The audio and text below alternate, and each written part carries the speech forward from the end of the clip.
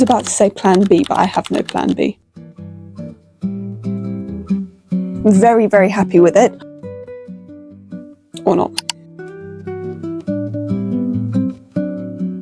Hello everyone, and welcome back to Joys It Flies. If you're new here, my name's Cassidy and I deal with the sewing side of this channel. So long story short, recently I haven't been feeling in my usual happy, contented state whilst I'm sewing. Don't misunderstand me, I still love sewing just as much as ever, but I feel like recently over the past 6 months or so, I've been concentrating on the content creation side of my sewing. So things for me to create for the channel, for our blog. And don't get me wrong, I don't mind doing that, and I will still be continuing posting as many tutorials and patterns as ever, but I feel like intertwined in that I'm going to start doing more vlog styled videos where I show you my sewing process, and I'm going to be sewing things that I personally want to sew or need. I thought I'd make it a cute little cozy sewing series. So I'm starting this series off with hopefully 2 projects by the end of this week. So let's get into project number 1. So at the beginning of autumn I made a quilted jacket, and I'm pretty sure I vlogged that one. Anyway, I was really happy with that jacket.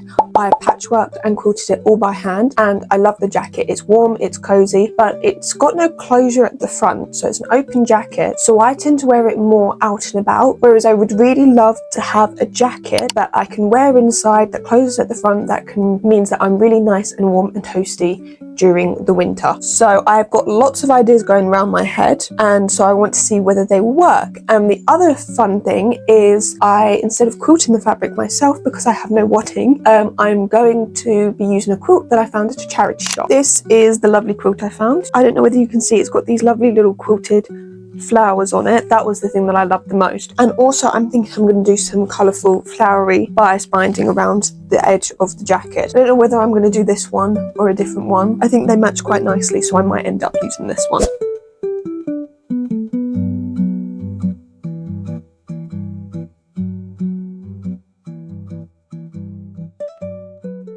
So I have drafted the pattern, and I just did that by slightly adjusting my other quilted jacket pattern because I like that pattern, but I did make quite a few alterations to the shape because I want this one to be a different style. So I just adjusted that, and I'm now going to sew my first prototype. Always sew a prototype. It gets rid of any possible mistakes that can happen on the real thing. Always sew a prototype. Here is prototype number 1. Give it a moment. Luckily I don't have to change actually much on it. There are just a few things, like for some reason here on the sleeve there, the drop shoulder, and then the sleeve, there's this weird bulging going on. It makes me look like I've got a really big shoulder. I don't know why.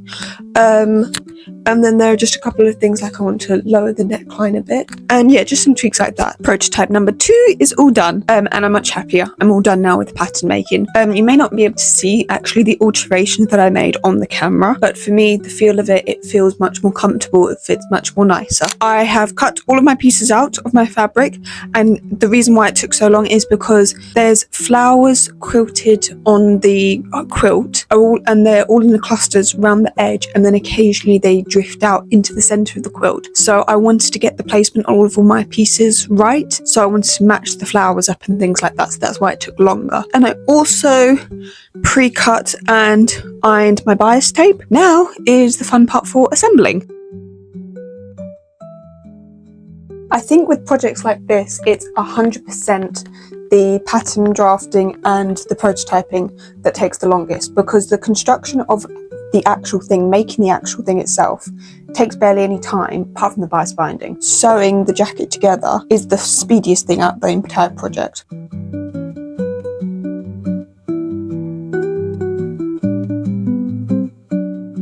This is where I'm up to, so all that's left to do now is sew the bias tape on. I have already done some on the sleeves, just to make sure that I liked it, and I do like it. Then I just need to finish the bias tape, and then I can add the buttons and buttonholes, and I'm all done.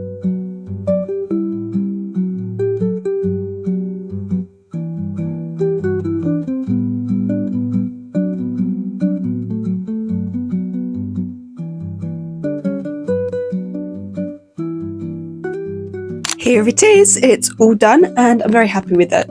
I didn't really change anything else apart from the buttons. Instead of doing buttons, I found these like big press studs basically so much easier, so much better, and it meant that I didn't have to sew any buttonholes. I think it's a great project. It's actually really simple. It took me longer because I wanted to make the pattern myself, but the actual sewing, really speedy, a great project. And so now I'm going to move on to project number 2. So project number 2 is going to be an upcycle, because I have this lovely cardigan and the fabric is lovely. It's some lovely soft like teddy bear fabric. It's lovely and warm, but I don't like the shape of it, and it just feels very, very big on. So instead of wasting it, I want to turn it into like a fleece sort of sweatshirt situation thing, but I want to mix it with some normal fabric. So originally I was going to do like complete patchwork up at the top, but I've decided on just doing one plain fabric and having like a yoke up at the top, just like patch in some normal cotton fabric within the fleece. So yes, I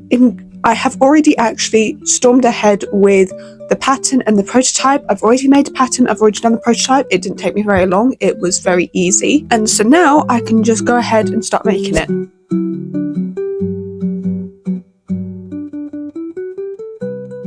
Now I can cut my pattern pieces out of my cardigan. I'm always get so scared when I have to do an upcycle, because I always worry about if you've got enough fabric or not. That is the one problem with upcycling, is of course you're limited to fabric. I fear I may have opened my big mouth too soon, because I managed to cut everything out apart from the sleeves, and I have this much fabric. But I do have the 2 sleeves from the original cardigan. Now they are too short for my pattern piece, but I'm going to see whether I can make it work. So before I try and fiddle with the sleeves and cut anything out, I'm going to assemble the rest of the sweater, and then we can have a fiddle with the sleeves, see what can be done.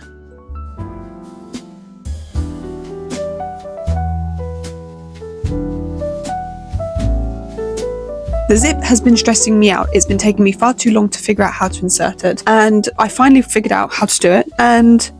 But now the only zip I have is a white zip, but it's like a white wide.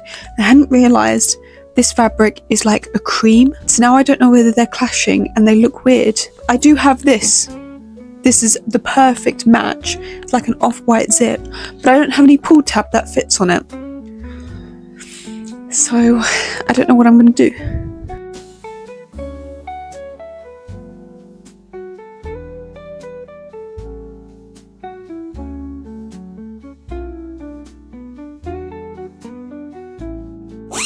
Booyah, found another zipper tab. I stole it from another zip. We'll figure out what I'll do with that zip at another point. Here is a little update. I'm very, very happy with it. I love the collar and the zip. That is definitely my favourite part. So now I've reached the stage where I have got to figure out what I'm doing with the sleeves. So I want to see whether I can basically just use the original sleeve. Oh, there it is. But I don't think I can, because I think the armhole is not going to fit with my armhole. So, because I've done this as like a wide drop shoulder, as you can see, like the armhole doesn't finish until down here. It's a drop shoulder. Whereas the original cardigan was a drop shoulder, yes, but I think my armhole's a bit bigger. And I think it's definitely going to be too short. Maybe I should have taken my jumper off before. Well, hold on. What I was thinking, oh, hold on. Lengthwise, we may be able to do it.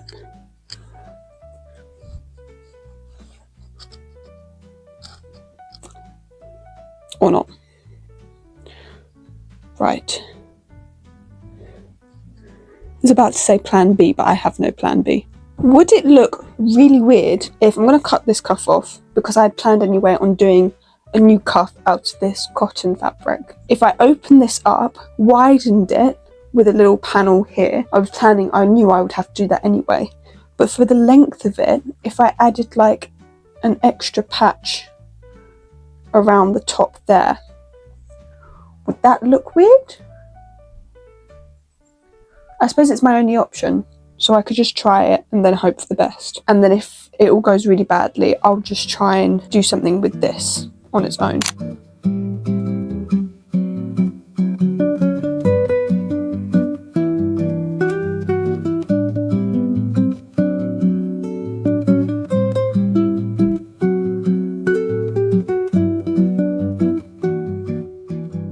Long story short, the sleeve idea did not work. That top piece was just too big for the scraps I had to deal with. So then I tried various other different versions. They either didn't work with the scraps that I had or just weren't going to look good. So that really frustrated me. So I decided to have like a 5-minute break and read my book to calm myself and give me fresh ideas. But my book was going really badly and it was very stressful. So I crashed out on that, and instead of reading for 5 minutes, read for about an hour. So at that point, I wasn't in the mood to do any more sewing that evening. So that's how we are now here the next day. But I have this to present you with, and I would just like to note these beautiful sleeves were not my idea. I asked Mummy about it and she gave me the idea. I 100% love them more than any idea that was going through my head. So we can thank Mummy for that one. And yeah, I just finished it off. And all that was left to do after the sleeves was the hem at the bottom, which I wanted to do that like pulled in cropped effect that I'd seen on other sweatshirts and things like that. And so I decided to do that with just like an easy drawstring effect with some strings. So I love it because it means I can either have it loose and baggy and longer, or I can have it higher up and more fitted, which I prefer with the clothes I wear. So that's great that it gives me both options. And I will 100% wear this fleece far more often than I ever did the cardigan. So yeah, I think it was a job well done.